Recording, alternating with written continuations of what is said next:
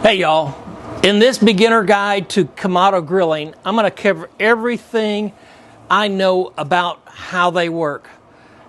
I'm also going to talk about how to prepare your cook for the Kamado Grill. Hi y'all, Don here with Southern Backyard Cooking. If you're enjoying my video, please take a second, hit that subscribe button, ring that bell, and give me a big thumbs up.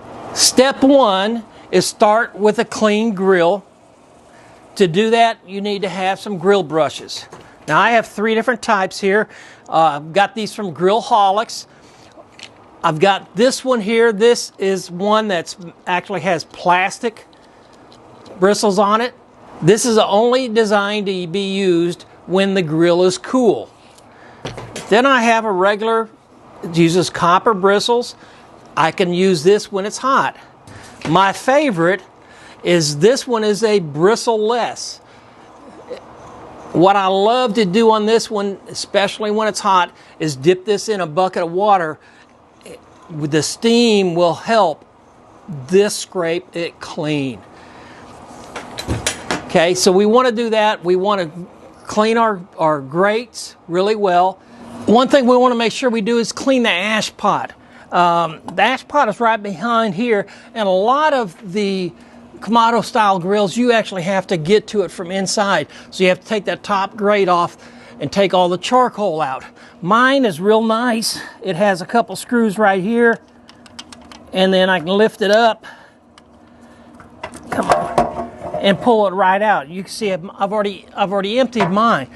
But you want to do this because this, if it's got stuff in there, that's blocking your airflow. All right, our step two for how to use our Kamado Grill is get a good lump charcoal. Do not use charcoal briquettes. Get a good lump charcoal.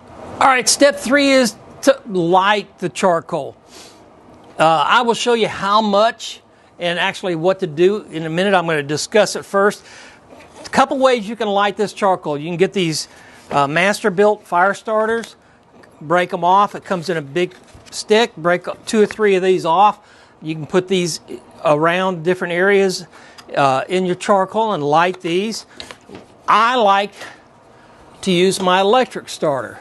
It's so much easier. All I got to do is plug it in, let it go for about 10 minutes. All right, so you can see I have my electric starter in there. I'm starting to get a little smoke, a little bit of heat already. Some charcoal. It only takes about 10 minutes for this to actually start. And you can see I don't have a ton of charcoal in here. I have enough that what I think will cover this particular cook. I'm going to be cooking some fillets here shortly. Okay, some of the things, this is my bottom vent. When I get ready to preheat, I want it all the way open in the sear position. And here is my top vent. I also, when I'm preheating, I want this all the way open into the sear position. Now, once I get it preheated and I close my grill, I'm going to let it come up to temperature, and then I'm going to turn both those down. I'm usually going to put them in the middle position. I want to cook somewhere between 350 to 450.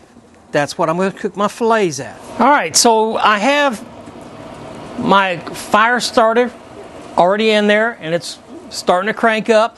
I have my vents open. What I want to do is let this start getting hot. It generally takes about 10 minutes to get a good set of coals in there. Then I'm going to pull it out.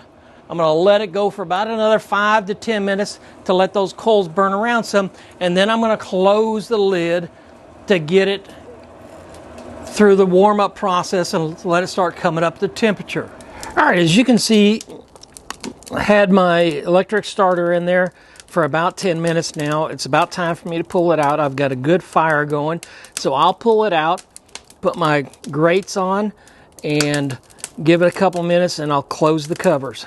All right, I'm getting ready to cook some fillets. So in cooking, right now, my temperature is up to about a little over 400 degrees.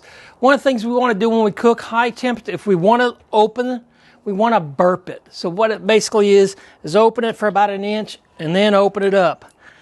That'll allow us to burp it. We want to get everything ready, it's scraped, before I put my fillet down. But I'm going to close both my top one about halfway and my bottom vent about halfway, because I want to cook somewhere around 350 to 400 degrees. I don't want it to go much higher than what it is. All right, the last thing we want to do when we're finished with our last cook is we want to put it into a cool down mode. So basically what we're going to do is close both the top and the bottom vent and just let it go.